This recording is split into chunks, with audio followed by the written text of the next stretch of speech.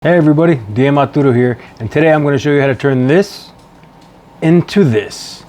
I hope you guys enjoy and follow along. Now I put Mod Podge on here. It's a lot darker than my usual one. I put a little more paint, but because of that, I went ahead and put 2 coats just to make sure that the Mod Podge is covered. Then we're going to select our paint. All right, so for this I'm going to use glossy black and glossy white.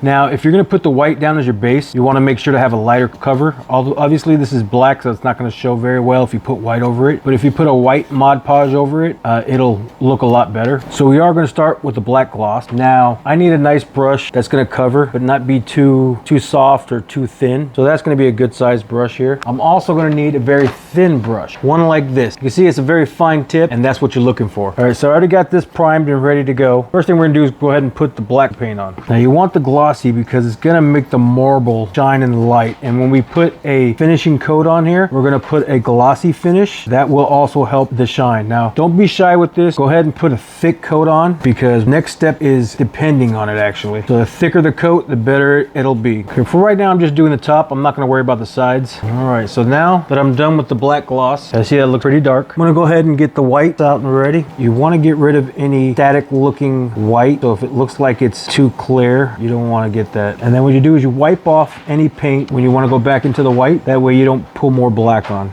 And I'm going to start this one right about here. And you're just going to do little zigzag lines, almost looking like lightning. You want to be very gentle with it. You don't want to make big brush strokes. Here, I want to make sure I get the white that I have on the brush off, and then just there you go. Slowly pull it down. You want to try to go in a lot of different angles, but you want to stay going the same direction. So if I'm going to pull it out this way, I'm still going to pull it out, but I'm going downwards. Same thing with this. Again, just gentle, almost not even touching it. See, we have a big puddle of the dark in here.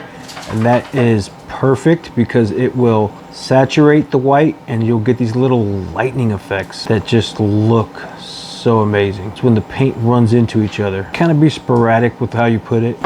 And if you feel like you have too much white in a certain area, it's good that you have a lot of the black paint on the tile because you can pull from there to make the white blend in less, cover it up a little. Try not to make it look too busy.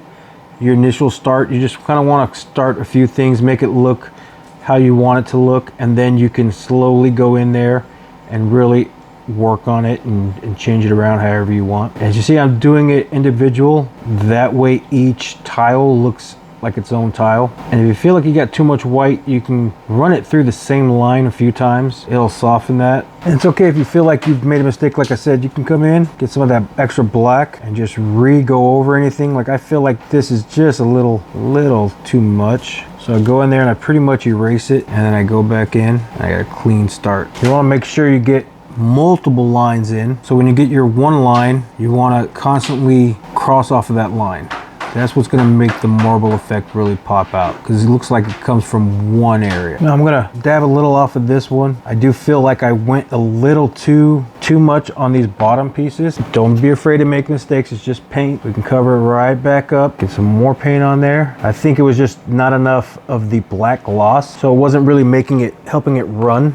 So now let's try that again. Remember, we start one focal point and you get a nice line, and then off of this line is where you're going to just feed everything. Everything's just going to come off of there. And it's okay to start another one, but you always want it to be a lot smaller than the larger one, and you just want the larger one to feed everything. With a large amount of paint in one area and using this method, it would really help. Now this one we're going to start right about here, and then everything's going to come off of this line. And now that we got more of the black gloss on there, you can really see how it melds together. And you always want everything to be feeding off of each other. If you do a thick branch off, you want to have a few come off of that. I'm going to start this one here. See, now I got a little V here. From here, I'm going to feed off of each of those lines. Try to do it as gentle and as soft as I can. And then you want to establish the lines a little better.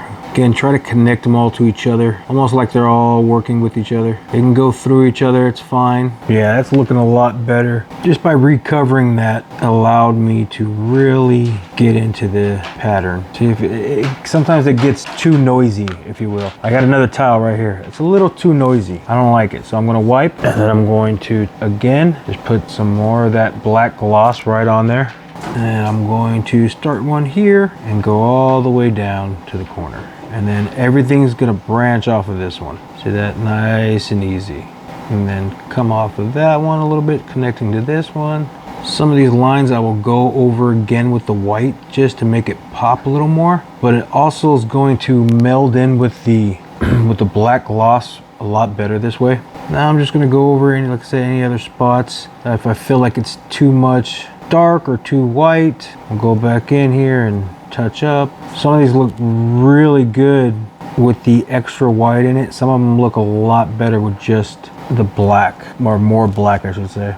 So then we take our focal points. So I have this one here, and I'm going to soften that. I'm just going to take away that starting point and leave it like that. So it still has that start, but it doesn't start exactly in the corner. I softened that out a little bit so that it just looks like it started from there. Just helps you get your lines better. And I just pretty much do this to taste what you like, what you prefer, but play around with it. I mean, that's how I learned how to do this. I just started playing around with some paint themes and thinking, what could I do to make a marble texture or marble look? And I like it. All I can do is get better from here. The more I try it, the more I learn. Now I'm going over any areas again with the black, just because if I feel it's a too noisy area or just doesn't, I don't like the flow in certain areas, I will kind of erase it. There we go. Hope you guys like how that looks. I hope you like how it came out. What do you guys think? I hope you enjoy. I hope you make a set of these yourself. I think they came out pretty good. See you guys next time.